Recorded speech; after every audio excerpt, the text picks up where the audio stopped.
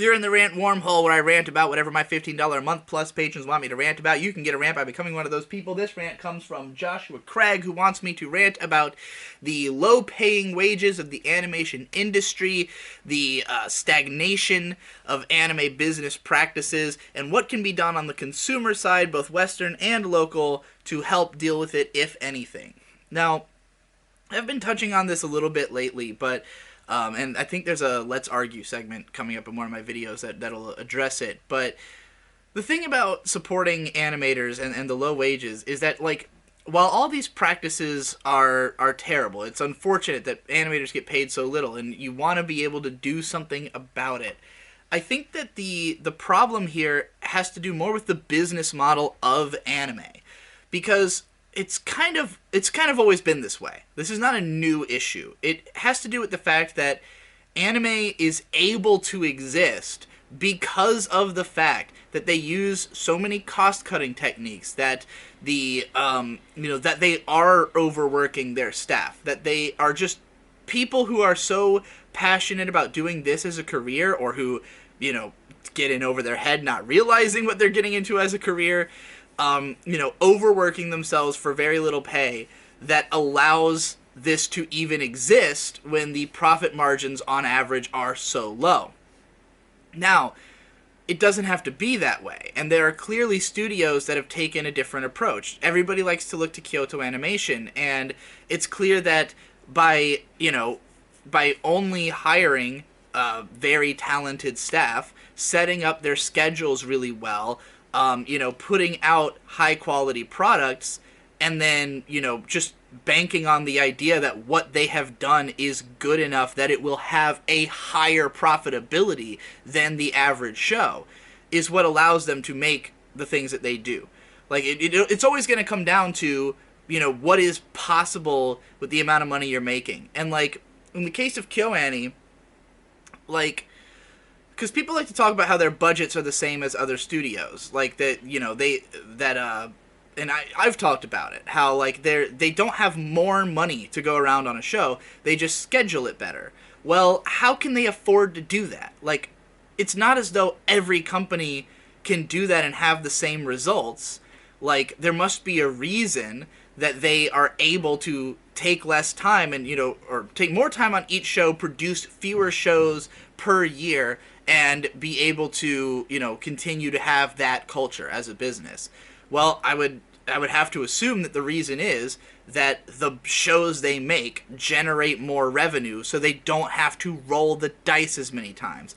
When you've got a studio that's cranking out as many shows as possible, and half of them fail and the other half succeed, the successes are paying for the failures. And most anime will fail, initially at least. Some will recoup their money over a long term, because you're making an art product. Art products almost never see the bulk of their profit immediately. It's really funny. Like, I think because of the way that Hollywood, like, put so much emphasis on the opening weekend and stuff like that, people tend to think of it like, oh, the day one sales, those are super important, and, like, that's more important to investors and people who don't know shit, whereas, like, long-term profit is more likely for art, because it's going to spread through word of mouth. There's going to be more people who pick up on it as time goes on. You can have legacy releases, you can keep, promoting it after it's already out and draw more people to it.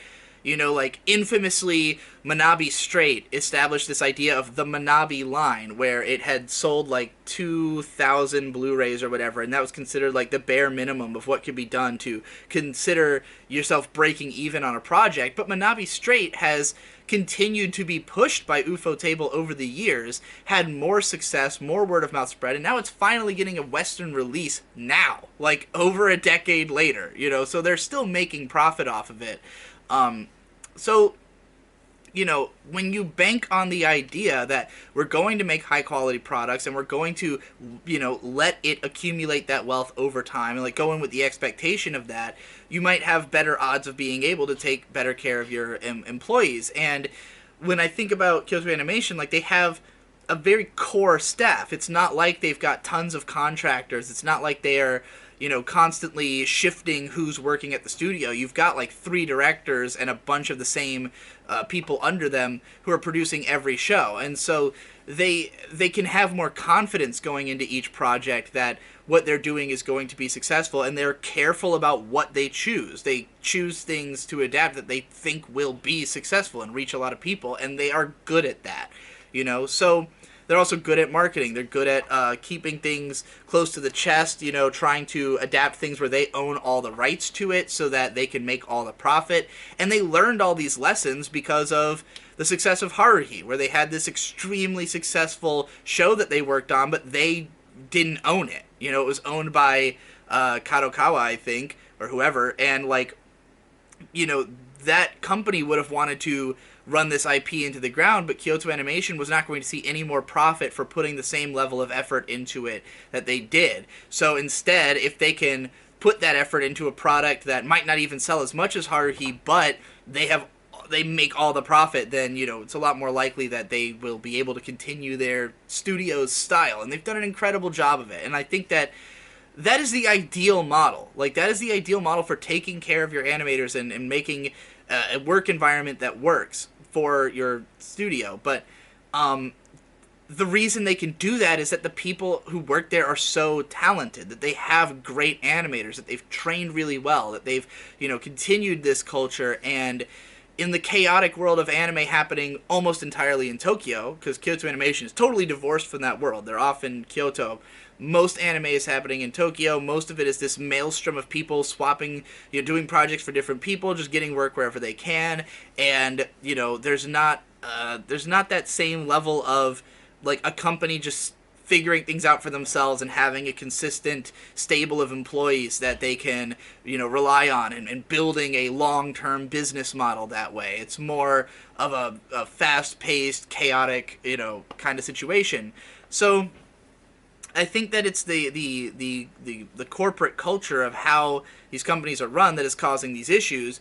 And, you know, again, with the rolling the dice idea, where, you know, when you're looking at a product, you can usually figure out to some extent how successful is this thing going to be, right? Like, if you're making an adaptation of Rising of the Shield Hero, you can guarantee that it's going to be pretty successful because the source material is really successful.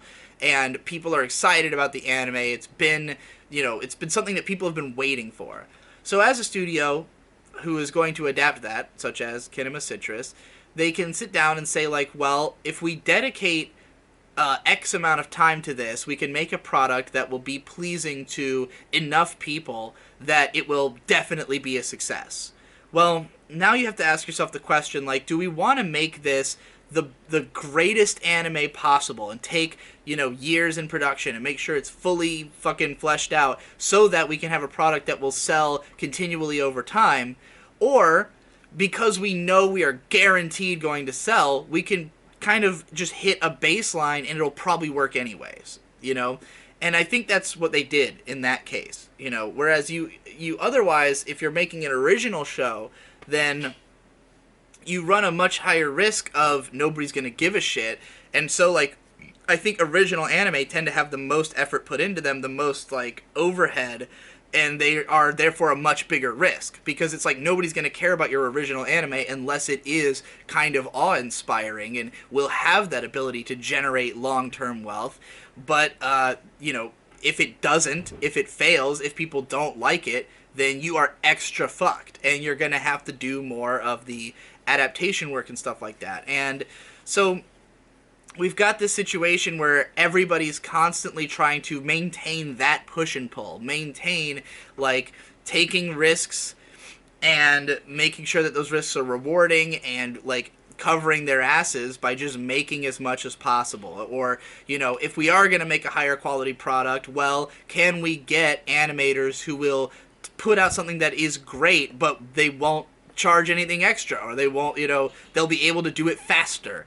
And if you, you know, listen to veteran animators and stuff talk about their experience in the industry, there was never, like, it's not like the animators were ever getting paid more. It's just that if you were able to work fast and good, you would get a lot of work. And there are animators who are just that good. like Toshiyuki Inoue, like if you read his interview from the PA Works president, like he basically is just like, yeah, I was just doing fuckloads of animation, and because he did so much, he got that good. Because he was that good, everyone wanted him on their work, because they know that he will make your fucking movie possible. And so the only reason anime is sustainable at all is that there are people who are overworking themselves and who are, you know, using that talent to just bust ass. And there's, you know, younger generations coming in who are just not capable of that, or are not trained to work that hard or fast, or haven't learned to do it that way. And, you know, those people get in and they're like, oh, the animation industry is run terribly. And it's like, well, yes, it is, but that's how it has been able to operate. So, like, it's kind of a situation where you really should not work on anime. You shouldn't do it unless you're somebody who can work really fast and really good. Because that's the only way you're going to guarantee you get work. It's a fucking hungry industry. It's an industry for people who are crazy, who are just dedicated to doing this thing, no matter what, no matter how little it pays, no matter how much work it is. And, you know, like, it would be nice if there were more studios that run like Kyoto Animation. And if you really wanted to do something about it, I think a lot of people have it in their heads that they need to throw more money at the problem. That's not going to solve anything. You're not going to teach them any lessons by doing that, because you're not going to be able to consistently throw money at this problem, and it's too complex of a problem. What you need to do is throw less money at the problem. Boycott them. Bleed them out. Make the studios die. If you think a studio's or a company's practices, you know, a lot of these problems happen at the production level, above the studio level. Don't buy products from that company. Punish them for their actions. This is never going to happen. You're never going to get enough people on board to make this work. So, I don't know if this is a solvable problem. Like, I think a lot of people have really nickel and dime solutions that they're trying to implement, and everybody's like, you know, everybody just wants to throw more support at it, but I don't think that anything is going to save the industry that's been this way for so long, other than more studios emerging that are just run better, and who are, you know, staking their flag on that. If you're an animator, don't work for a studio that's going to overwork you. And maybe that means you can't get an animation job, but if you are skilled, if you are legitimately talented enough that you should have a job, post your shit online. You know, webgen animators are getting hired. People who are just famous for being good will get work. So basically, like, you know, I hate to be like such a capitalistic, you know, asshole about it, but I just don't think it's a smart industry to fucking work in. If you can't keep up with that level of production, get a different job, because anime's not worth it.